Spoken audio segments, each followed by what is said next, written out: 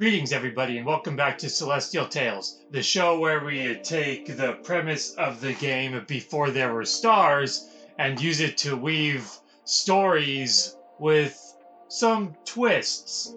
There haven't been too many interesting twists yet, if you've seen the previous few episodes, but today we're going to be mixing things up a bit. Like I said in the first episode, I think it was the first episode, I wanted to try some different ideas with this concept or premise or whatever you want to call it. To make things less repetitive, to make things a little bit more interesting so it's not just the same thing every single time but with different words or different themes. So first you have to shuffle the deck. Who else prefers shuffling the deck more like this? I know you can do the whole standard shuffle thing, but especially when playing trading card games and such, I never really liked shuffling it like that. First of all, I'm not very good at it. I'm not very good at it. I never really got very good at it, and I also don't really know how to do the boom bridge thing after you do the initial shuffle. You do that, only the cards are supposed to actually go together. And then you smush them together and they do a bridge thing. Not like that. They should not be looking like this after you shuffle them. But I never really learned how to do that. Another reason why I'm not very good at shuffling like that is when I would be playing trading card games especially, I never wanted to crease or bend my cards.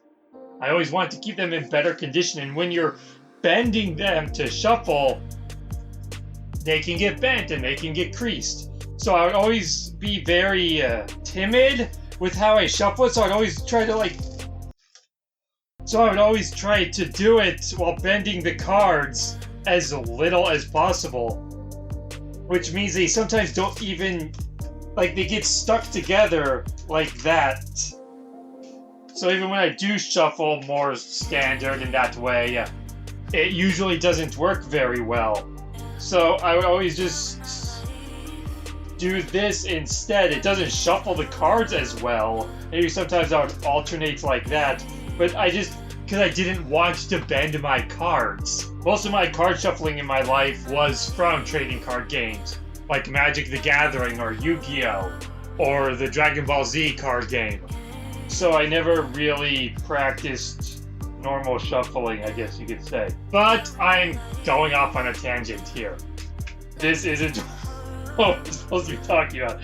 This video isn't about shuffling cards. It's about weaving a mystical or weird tale using these cards. I didn't actually see where that card was, but I'm going to shuffle it one more time anyway. So, as I shuffle it two more times. So in the past, we followed the cue card, or the guide card, or the whatever you want to call it. This isn't a cue card. The prompt card. That's the word I wanted. We had followed this for the most part in previous episodes, but today we're going to be doing something different. We're not using this thing at all. I could have tossed that better. Instead, we are going to be ad-libbing it. I am going to be telling a generic fairy tale, fantasy-like story. And these cards are going to be determining many of the story's key elements. And I'm just going to have to make do with whatever those are. And we're not rolling any dice this time either. It's just luck of the draw.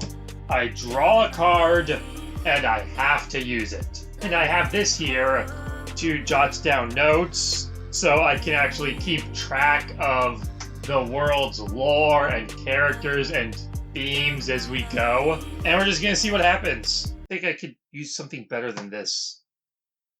I'm just gonna get a sheet of paper.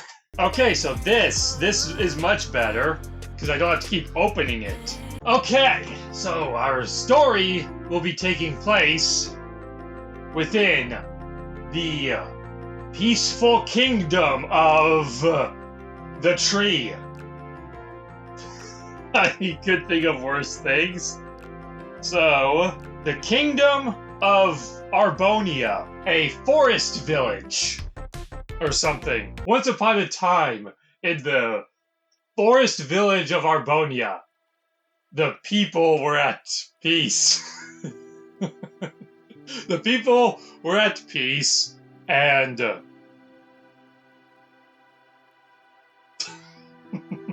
know, you have an idea of something in your head, and it feels like, oh, this will be easy, I'll just wing it and go for it. But then you're actually trying to do it, and you just...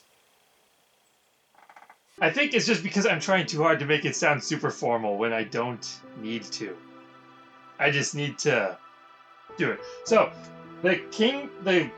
once upon a time, the third time I'm doing that, once upon a time in the kingdom of Arbonia, a village located deep within the forest of the Scorpion. Deep within the forest of the Scorpion, a magical realm protected by the great Scorpion god Jim. Scorpion god Jim. This is the first name that came to mind. That's the worst name for a scorpion I've ever heard, and it's the worst name for a god I've ever heard. Nothing about that is good. The protected and overseen by the great scorpion god Jim. Within this kingdom, the people lived at peace. Mostly separated from the world. They traded with other villages and kingdoms at times. But for the most part, the forest, with its trees and its animals and its fruits and its scorpion god providing for the people. And it probably means the forest has a lot of scorpions too, but the people incorporate the scorpions into their lives as recognition for the scorpion offering protection. But sometimes the protection of even the gods is not enough. For one day, the peaceful... Why do I have to keep emphasizing that it's peaceful? One day, the kingdom of Arbonia was attacked by evil, villainous monsters following the commands of the diabolical, great, evil King Lord the Sword. Now, how do I...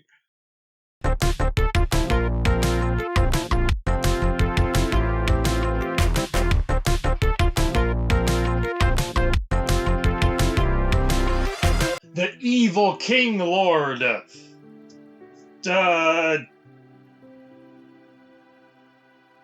David.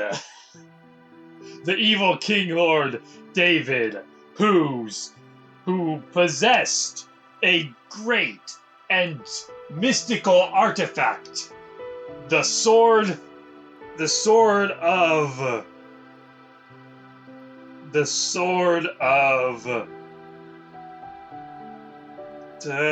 Newt. The sword of Newt, a mighty blade that's ancient magic, possessed the power to neutralize divine protection.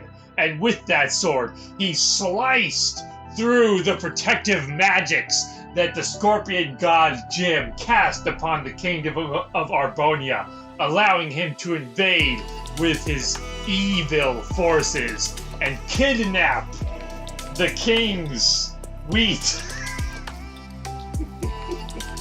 So much effort to get wheat. And not just any wheat, the king's wheat. Using this ancient, primordial magic that has the power to make even the gods bend to its whims. The evil King Lord David infiltrated the kingdom of Arbonia with his evil forces and stole the king's wheat. For you see, the wheat was enchanted by the blessings of Jim, and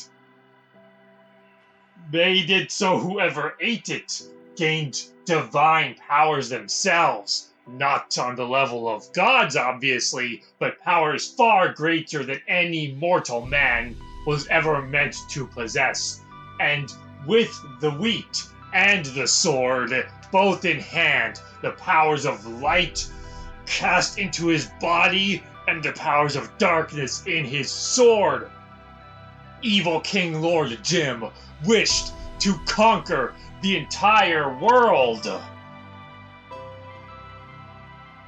But there is one thing he failed to take into consideration. Arbonia's great hero, the legendary Knight of Poison. Why couldn't that have been David's weapon? Or the Lord of Poison? Why does the hero have to be poisonous? The great hero of poison. The great hero of poison. Andrew. The great hero of poison, Andrew. Arbonia's mightiest champion. An all-powerful wizard whose magic was derived from pesticides and pestilence and poison and venom. It was in fact his magic that made the wheat so strong, casting his deadly plumes over the land and into the soil, so that when the wheat overcame that deadly power and grew, it was that much stronger than it would have been had it been planted in better soil. The King of Arbonia commissioned the great hero of poison, Andrew, to set off on an epic quest to recover the wheat before David could boil it up into bread and consume it, gaining its powers to conquer the world. Thus, our great hero set out. But it was with his magic, poison, and his tools. We'll give him 2 more tools to use. So Andrew possesses poison magic. He also, the fox, he also has a fox familiar, which he can summon to his side whenever he would need that. And he also has lightning. He also has He also has a magic bow that shoots bolts of lightning instead of arrows.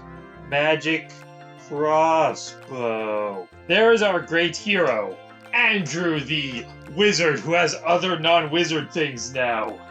He can cast poison magic, he can summon to his side a fox familiar, and he is armed with a crossbow that shoots lightning bolts. You know, now that I think about it, a Forest of the Scorpion, the poison magic actually makes sense. I feel like if blessed by a scorpion god, their great hero would have venom powers to some effect. It's just poison is such a weird elemental attribute for a hero to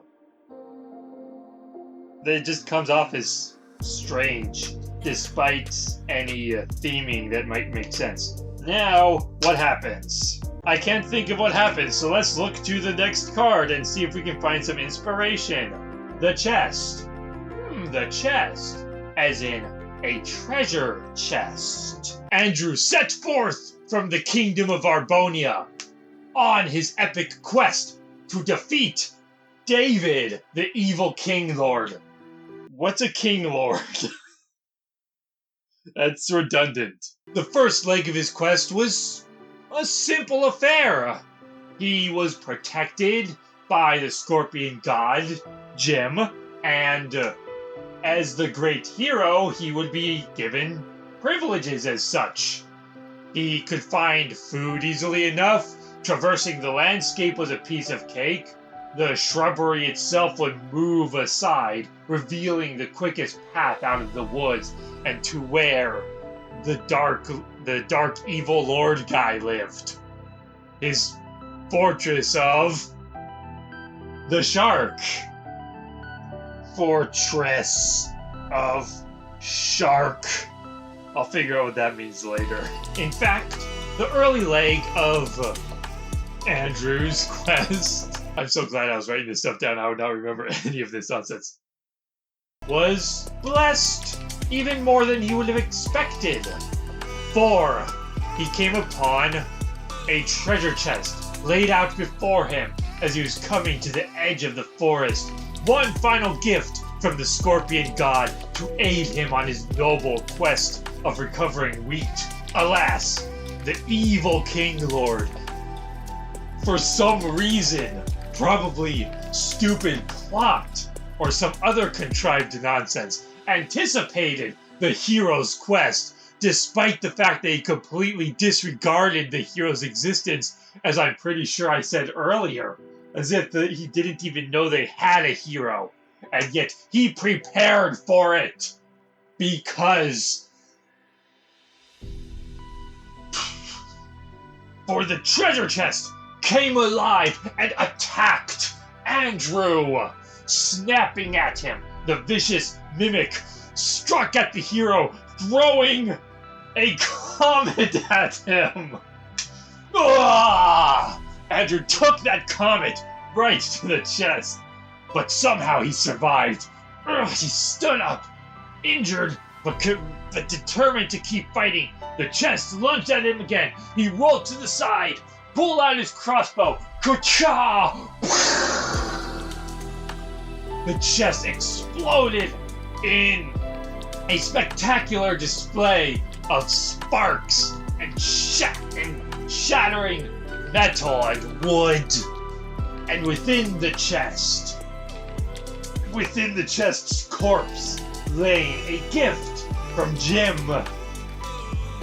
A grave.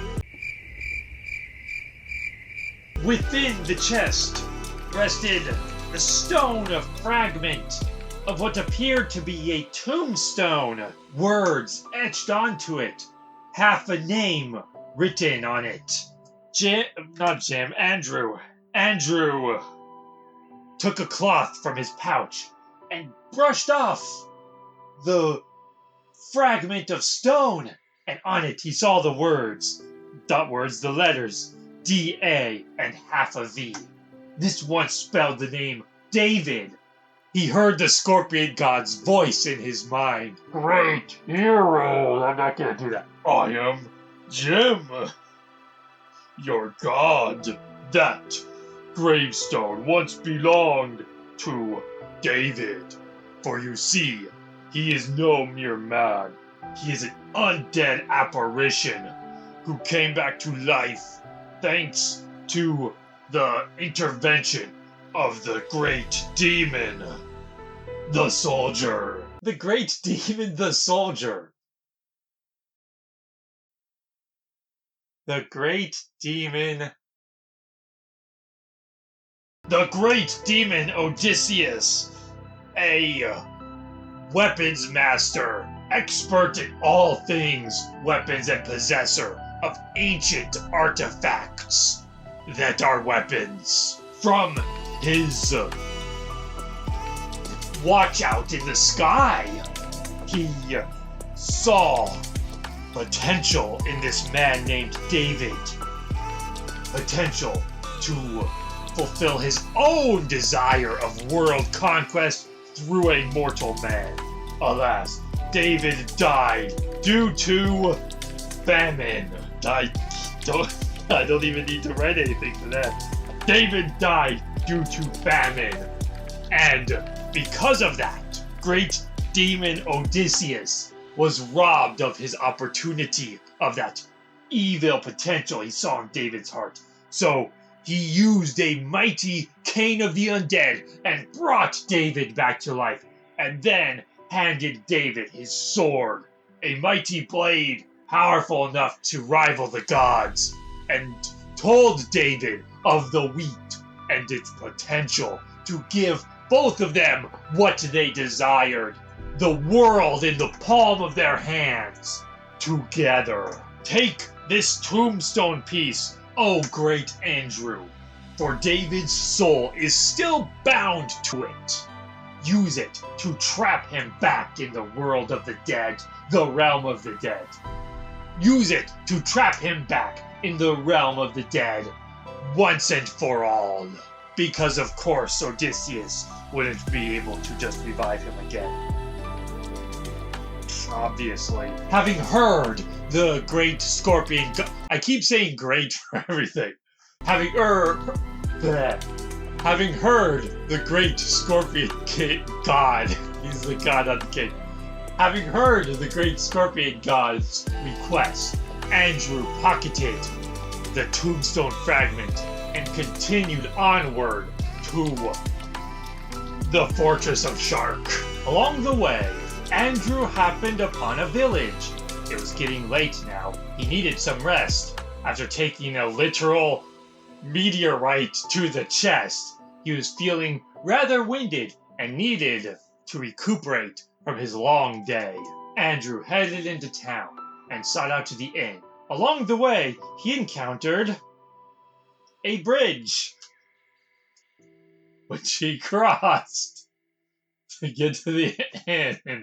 So stupid, it's funny. At the inn, Andrew rented a room and rested. That night, an ominous cloud rolled in. Something about the atmosphere twisted Andrew's very soul. He awoke in a cold sweat and looked about. Something wasn't right. Could this be David's doing? He jumped up from bed and raced down the stairs. He shoved open the inn doors, and lo and behold, standing before him was a monstrous forest. What could this mean?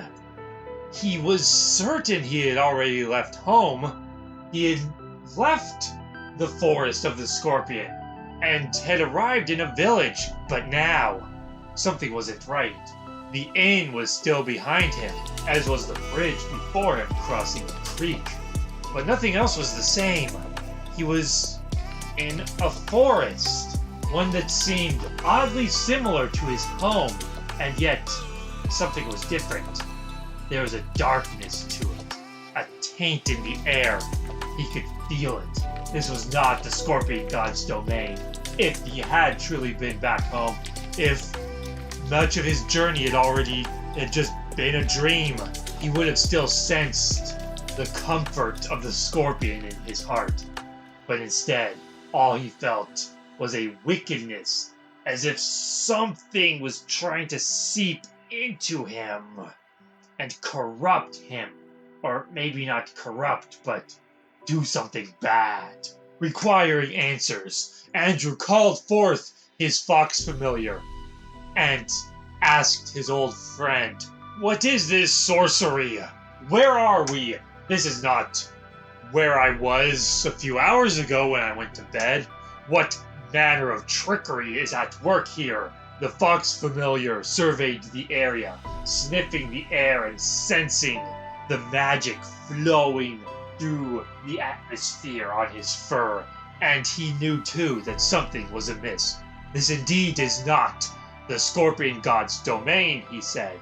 "This is a evil territory cast by one of David's 3 sergeants, the vile and powerful child, the vile child Bobby, whose looks were deceiving. He appeared to be just an ordinary boy, but his powers were immense. He was in fact a great wizard, a prodigy, if you will.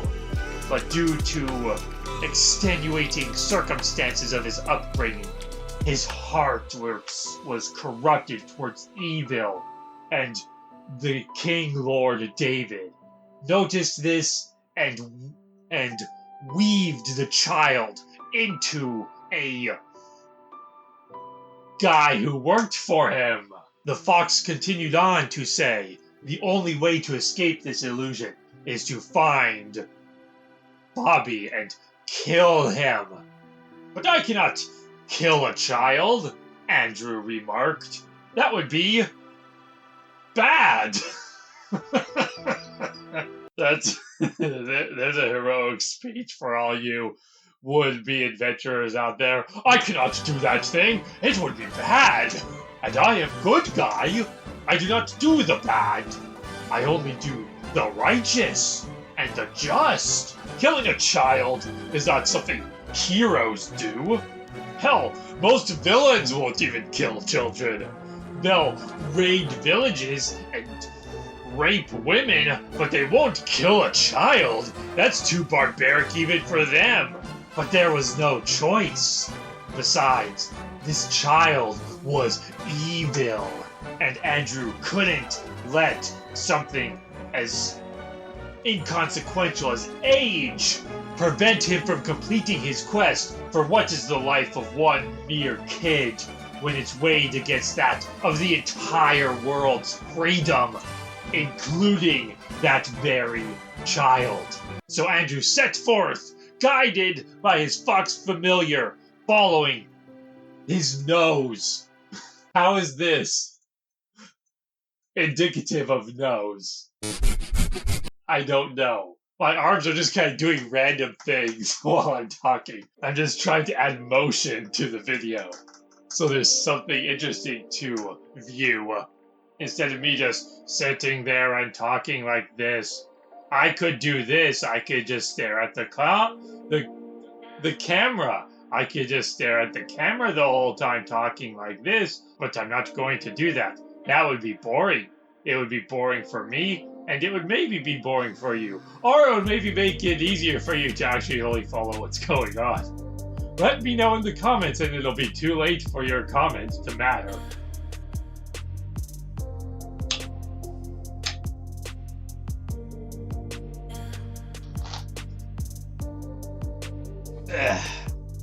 Gotta wash down that water with some Coke, and then wash down the Coke with some more water. So where was I? Oh, right. So Andrew knew what he needed to do. He followed his companion through the woods as his familiar sniffed out the scent of the child.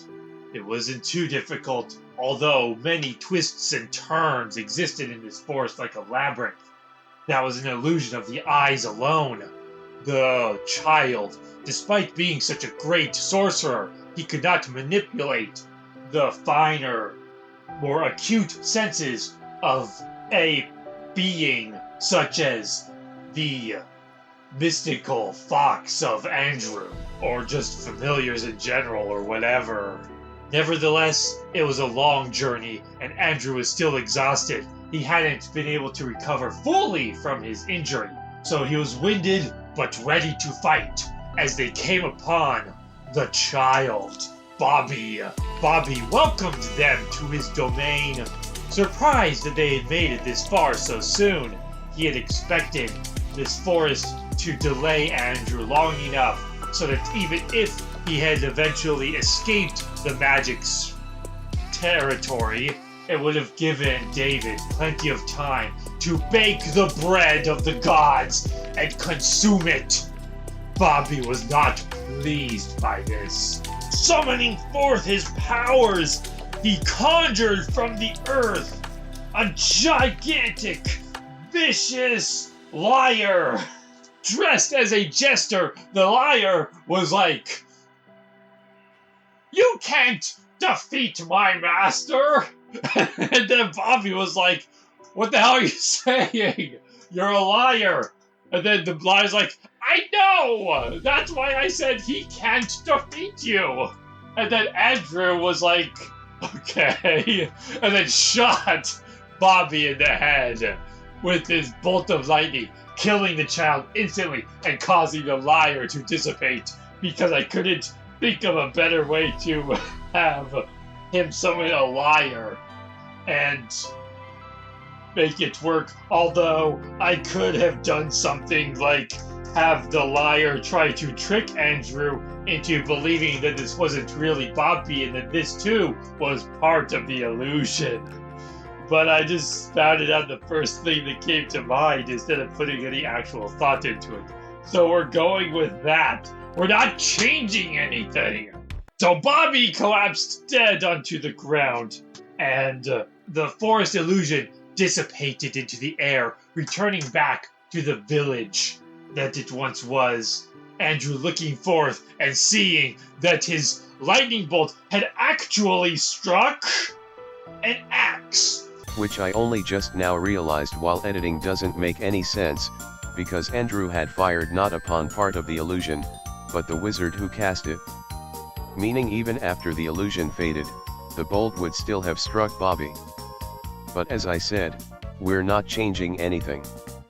So regardless of this making no sense, we're sticking with it. Wedged into a chopping block, the axe had shattered, and the owner of the axe, who was chopping wood but had stepped inside for a break, even though it's midnight. He liked doing this at night for some reason, you see. He was a night owl. He stepped out with his sandwich, and his sandwich made of whale, his whale sandwich. His whale tomato and lettuce sandwich. He stepped out. He saw his broken axe on the ground. He looked to Andrew, who was awkwardly like, with his crossbow pointed at the chopping block. And the guy was just like, the fuck? And then Andrew fled in a panic back to the inn where he could finish sleeping. Bobby is now dead, meaning 2 sergeants. I completely spelled sergeants wrong. Searegants.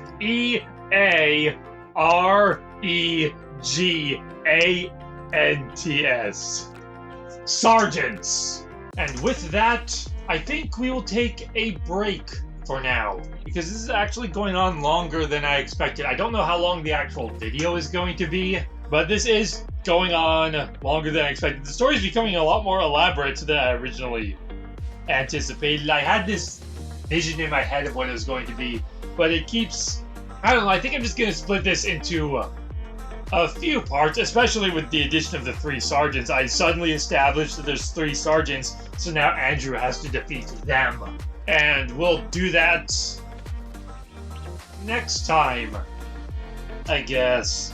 So look forward to that. And in the meantime, now that I've given a bit of an example of how I want to change this up, I would like to hear some ideas.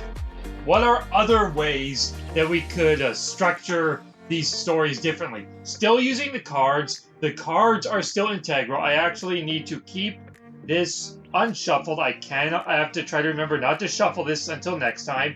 Keep these cards out of it so we don't see any repeats. And yeah, we'll pick it up then. And also in the meantime, be sure to do all the YouTube things. And I'll see you next time.